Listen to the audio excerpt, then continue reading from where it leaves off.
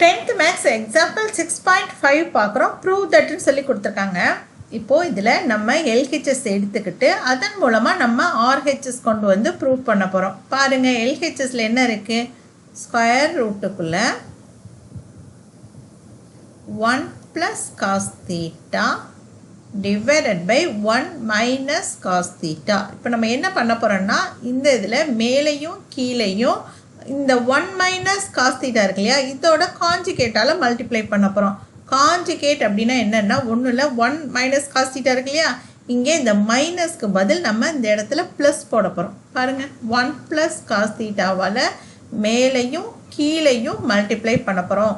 மேலேயும் கீழேயும் மல்டிப்ளை பண்ணும்போது இந்த வேல்யூ மாறாது இல்லையா, இதுதான் காஞ்சிகேட். 1 - cos θவோட காஞ்சிகேட் என்னென்னா 1 + cos θ, அதால் மேலேயும் கீழேயும் மல்டிப்ளை பண்ணுறோம்.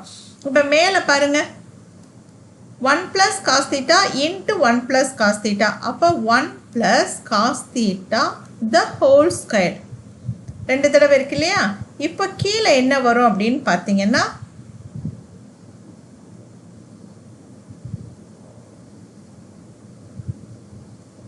கீழே என்ன வரும்? 1 - cos θ into 1 + cos θ. இது எந்த ஃபார்முலாவில் இருக்குது அப்படின்னு பார்த்தீங்கன்னா, a + b into a - bன்ற ஃபார்முலாவில் இருக்குது. அதை நம்ம எப்படி எழுதலாம்?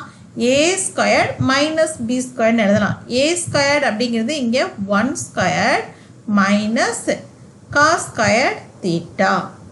எந்த ஃபார்முலா இருக்குது இந்த இடத்துல? ஃபார்முலாவை நம்ம எழுதிக்கலாம்.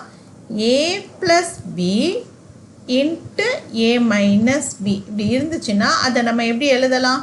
ஈக்குவல் டு a² - b² நம்ம எழுதலாம். அதை தான் நம்ம இப்போ எழுதியிருக்கோம். ஓகே, இப்போ இங்கே எப்படி இருக்குது? a - b into a + bன்னு இருக்குது. நம்ம a² - b² நம்ம கீழே எழுதிட்டோம். அடுத்து பாருங்கள், இப்போ இதில்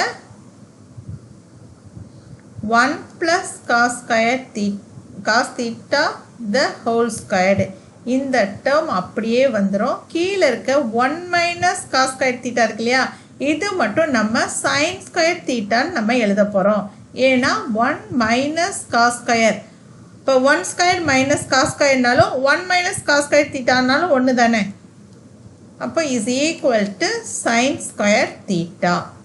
இந்த ஃபார்முலாவை தான் நம்ம இங்கே யூஸ் பண்ணியிருக்கோம். ஓகே, இங்கே இப்போ இதை இந்த இடத்துல கூட ஒரு ஸ்டெப் எழுதிக்கலாம். நம்ம என்னென்னா, இந்த கீழே இருக்குது 1² - cos² θவை நம்ம என்னென்னு எழுதலாம்? 1 - cos² θன்னு எழுதலாம். ஸோ நான் அப்படியே எழுதிட்டேன். இப்போ sin² θ. இப்போ நம்ம என்ன பண்ண போகிறோம் அப்படின்னா, பாருங்கள்,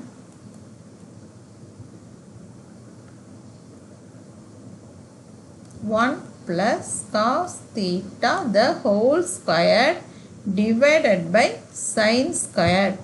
இப்போது இந்த ஸ்கொயர் ரூட்டை விட்டு வெளியில் எடுக்கும்போது என்னாகும்? இந்த ஸ்கொயர்லாம் அடி ஆகிடும். அப்போ 1 + cos θ divided by sin θ. இப்போ இதை நம்ம எப்படி எழுதலாம் அப்படின்னு பார்த்தீங்கன்னா, இதை எப்படி எழுதலாம்? 1/sin θ, நடுவில் என்ன சிம்பிள் இருக்குது? ப்ளஸ் சிம்பிள் இருக்குது. டினாமினேட்டர் வந்து இது ரெண்டுக்குமே சொந்தம் தானே, அதனால் இப்படி எழுதுகிறோம். cos θ divided by sin θ பிரித்து எழுதுகிறோம். ஓகே, கீழே இருக்க sin θவை 1 / sin θ + cos θ sin θன்னு எழுதியிருக்கோம். இப்போ 1 / sin θ, 1 / sin θவோட வேல்யூ என்னது? cosecant θ. அப்புறம் ப்ளஸ், நடுவில் இருக்க சிம்பிள் என்னது? Plus. cos θ divided by sin θவை நம்ம எப்படி எழுதுவோம்? cot θ. அவங்க ப்ரூஃப் பண்ண சொன்னதை நம்ம ப்ரூஃப் பண்ணியாச்சு. LHS is equal to RHS நம்ம ப்ரூஃப் பண்ணியாச்சு.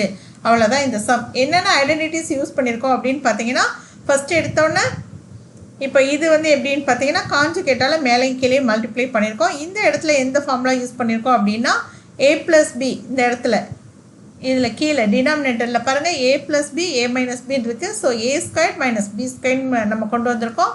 இப்போ இந்த இடத்துல என்ன ஃபார்முலா யூஸ் பண்ணியிருக்கோம்னா, 1 - cos² θ is equal to sin² θன்னு இந்த ஃபார்முலாவை நம்ம யூஸ் பண்ணியிருக்கோம். இப்போ நம்ம ஸ்கொயர் ரூட்டை விட்டு வெளியில் எடுக்கும்போது எல்லா ஸ்கொயரும் அடி ஆகிடும். அப்போ 1 + cos θ divided by sin θ. இப்போ நம்ம இந்த 1 + cos θ divided by sin θவை பிரித்து எழுதியிருக்கோம். 1/sin θ + cos θ/sin θன்னு பிரித்து எழுதியிருக்கோம். 1 by sin theta ஓட value cosecant theta, cos theta by sin theta ஓட value cot theta. So cosecant theta plus cos theta தான் இந்த சம்மோட ஆன்சர். இப்போ நம்ம எக்ஸாம்பிள் 6.5 பார்த்துட்டோம். அடுத்து எக்ஸாம்பிள் 6.6 பார்க்க போகிறோம்.